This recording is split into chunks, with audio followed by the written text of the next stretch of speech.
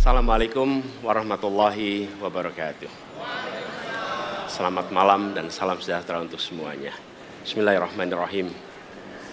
Negara hukum menempatkan hukum sebagai rujukan utama untuk memastikan hadir rasa keadilan, memberikan kebermanfaatan, dan memberikan kepastian kepada semua. Ini harus dipegang teguh oleh pemegang kekuasaan, baik yang di puncak dan seluruh jajaran. Tapi apa yang terjadi? Banyak aturan ditekuk sesuai dengan kepentingan yang sedang memegang kekuasaan. Apakah ini akan diteruskan? Tidak. Ini harus diubah. Ini harus dikembalikan.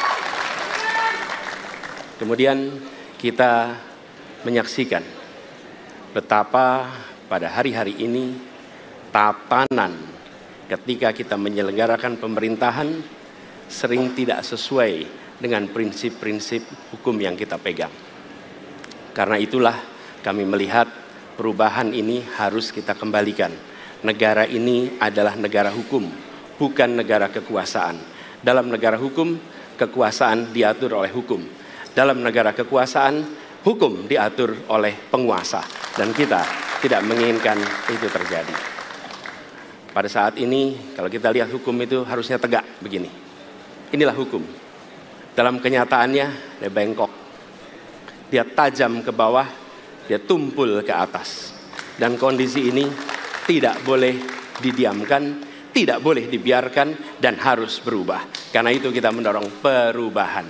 Mengembalikan hukum menjadi tegak kepada semuanya. Dan bila kita saksikan hari ini, ada satu orang milenial bisa menjadi calon wakil presiden. Tetapi ada ribuan milenial, generasi Z, yang peduli pada anak-anak bangsa, yang peduli pada mereka yang termarginalkan. Ketika mereka mengungkapkan pendapat, ketika mereka mengkritik pemerintah, justru mereka sering dihadapi dengan kekerasan, dihadapi dengan benturan, dan bahkan gas air mata. Apakah kondisi ini akan dibiarkan? Tidak, kita harus lakukan perubahan. Oleh karena itu, kami memperhatikan ini sebagai hal-hal yang mendasar. Yang tak kalah penting, ini kedua nih, yang tak kalah penting.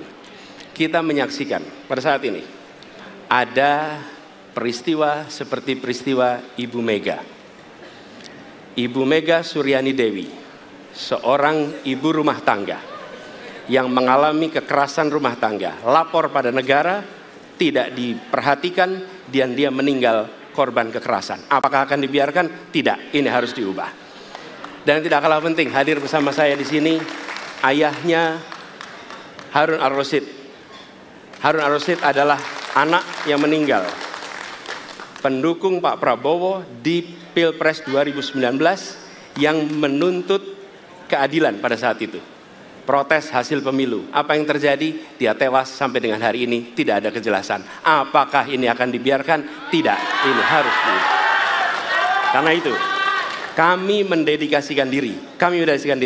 Hadir untuk memberikan komitmen bahwa dari puncak sampai ke bawah, kami akan tegakkan hukum pada siapa saja. Kami kembalikan marwah kehidupan bernegara yang menempatkan hukum sebagai tempat yang paling tinggi.